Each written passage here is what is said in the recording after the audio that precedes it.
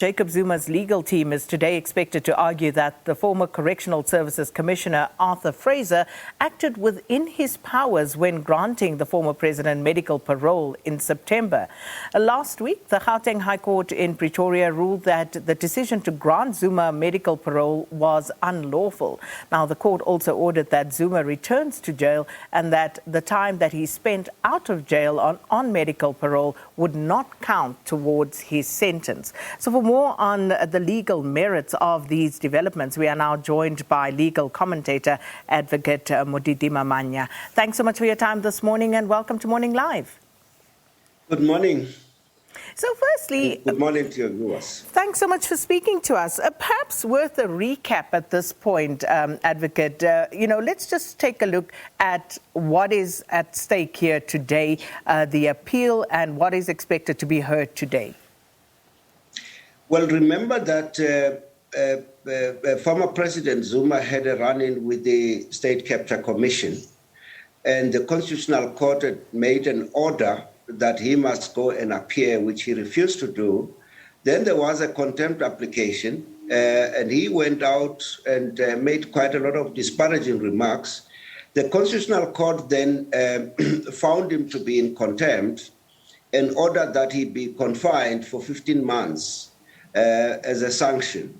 And he was then arrested after a lot of drama, as you remember. And then a month or so later, he was then released, supposedly on medical parole, which is what then prompted, I think, the Helen Suzman Foundation and the AfriForum to approach a court to declare the decision of the Correctional Services Commissioner unlawful, which is what Judge Matojane did.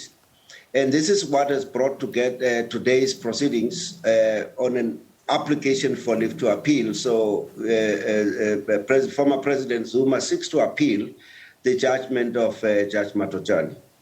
So at the heart of this, of course, is the former Commissioner, Fraser, and his powers within the law. So in your view, did Fraser act within the ambit of the law and of his own authority when he granted the former president medical parole?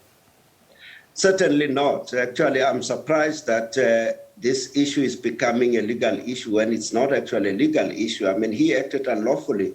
It is the parole board that makes such considerations and makes such determinations, not the national commissioner. The law has changed. In the past, it used to be the call of the commissioner, but it is now the call of the parole board. And as Judge Matojane correctly said, the medical parole board is a specialist body. I don't know where he gets the understanding of complicated medical issues to make such a decision. But I think this was unlawful, and I think that under normal circumstances, action should have been taken against him. We shouldn't even be running in and out of court on this matter. So on the flip side, what legal argument would the former president's legal team be putting forward today? Well, I wouldn't show what the argument, but I mean, based on what the judgment says, and I think that judgment is unassailable. I don't see any other court reaching a different conclusion to what Judge Matojane has found. You see, there are three things that the judge has said. The first is that there is no evidence that Mr. Zuma was terminally ill or physically incapacitated, which is the threshold set by the Act, because you only release a person when that is the case. And the medical evidence that is there does not suggest that. The second issue is that the powers vest with the medical parole board and the medical parole appeals board, not the commissioner. And these are, clear principles of law. And I don't know what other argument you can give. He has interrogated the reasons that Mr. Fraser has given, and it's found that they don't actually have any substance. So I would be very surprised what would be really the argument there. He doesn't have the powers in law. That's the bottom line. And we are a constitutional democracy. We subscribe to the rule of law and the principle of legality, which says a person or a functionary can only exercise the powers that they have in law. If he doesn't have the powers, he doesn't have the powers. The appeal is not going to confer him with powers. So you said something a short while ago about this not being a legal matter. Let's just expand upon that and what you mean by that. And it isn't a legal matter. What is it?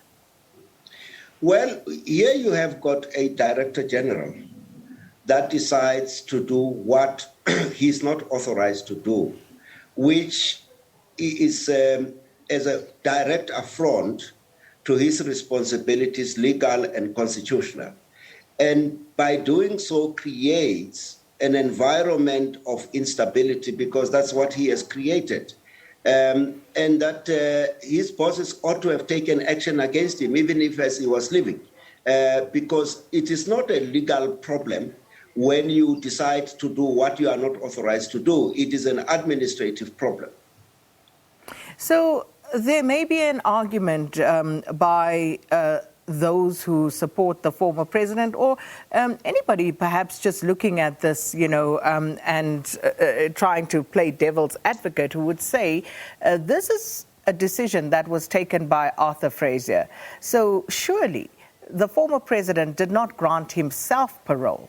And if not for Mr. Fraser and the Department of Correctional Services embarking on this particular action, Mr. Zuma would probably still be in prison. So how does this affect him as the former president? Where does he fit into all of this?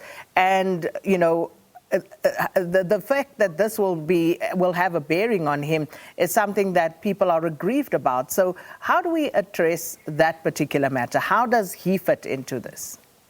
Well, firstly, it is not correct that he's wholly uninvolved in this matter. He applied for this thing.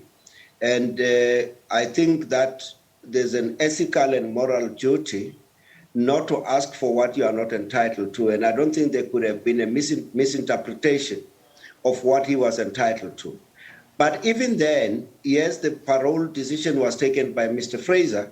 But I think that you know that if prisoners leave prison in an unauthorized manner, the system goes and hunt for them and find them. You can't say because the guard at the prison forgot to lock the gate, it's an entitlement for prisoners to escape. They don't have a right to escape. So there's no right to an unlawful benefit. The release is unlawful because the person who took the decision acted unlawfully. So you can't simply say, because it was not me, I must benefit from an unlawful act. That is unconstitutional. So what are the chances of success for Zuma's legal team today? Well, I haven't seen the application for leave to appeal, but I'm saying, just having read the judgment of Judge Matotjani, is one of the best brains that we have on the bench at the moment. I very much doubt that any other court, including the Constitutional Court, which will reach a different conclusion from what he has reached. So what this means then, and by the analysis that you've just given, it would seem as though we'll have a situation in which the former president ends up back in prison, yes? Look, certainly if the application for leave to appeal is dismissed, he still has an opportunity to petition the Supreme Court of Appeal and most likely go to the Constitutional Court, as we have seen as has been the trend. But I think the end game will be that I very much doubt that his argument will be sustained even by the Constitutional Court. It may just be deferring the inevitable. But taking a look at the processes and the avenues still open to the former president to actually exhaust his options, how long is that likely to take? And I know it's not a precise science, but give or take? Well, it can be a precise science because, as you can see, Judge Matotjani, who is seized with the application for leave to appeal, has decided to set it down. The court is actually in recess. From the 15th, we really don't file any documents. But he has taken a decision, I suppose, in the public interest to get this matter disposed of, at least from his level. And nothing says that the other courts would not find this necessary to just resolve this thing once and for all. So the possibilities are that it may be given preference at any other court. And also, what then happens to the former president in the event that he is sent back to prison? And the time spent out of parole, the time that he was in prison, how is that all going to be calculated? Well, the court has said the time that he has been out on this unlawful release does not count. So he would have to go and serve the mandatory minimum period for him to be considered for parole. I mean, it's just 15 months, so I guess that in about a month or two, he would still be eligible. But it is not automatic because parole is also dependent on a host of factors, including the prisoner's behavior and other factors. But the issue of the medical parole in this particular instance, you remember there's a fellow that was released on medical parole some years back and he was terminally ill. And he's still playing golf even today. So to that point, what does this mean for prisoners who may really be genuinely ill, people who have complained about the process of, medical parole, seeking medical parole? There are cases, others that are documented, whereby you've had people applying for medical parole, not getting it, and practically being let out at the point where they are literally dying or died. So what does this mean for other prisoners in that prison population and the whole process of parole, seeking medical parole? Well, look, obviously it introduces a system of inequality which is prohibited in terms of our constitution. Everybody is equal before the law. If you have been sentenced by a court, you are as good as any other person who has been sentenced. And it's unfortunate because it undermines the confidence and credibility of the system. It creates an impression that there are those who are entitled to impunity or preferential treatment. It creates an impression that our constitutional values no longer hold. So it's quite a very dangerous proposition. And I do know that people have raised the issue of his advanced age. I've told you that not long ago, just about less than 10 days ago, the Secunda Regional Court sentenced an 81-year-old. That's what a constitutional democracy is all about. All of us must be equal before the law. We must derive the equal benefit of the law and the systems.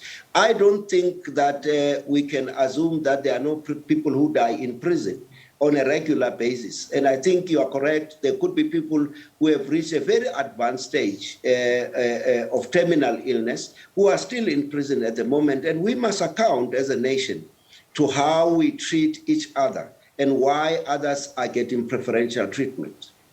Well, we'll leave it there. And of course, those court proceedings getting underway later this morning. But thanks so much for your input this morning. Legal commentator Modidima Mannya speaking to us there. And this, of course, in anticipation of the court action later this morning involving former President Jacob Zuma.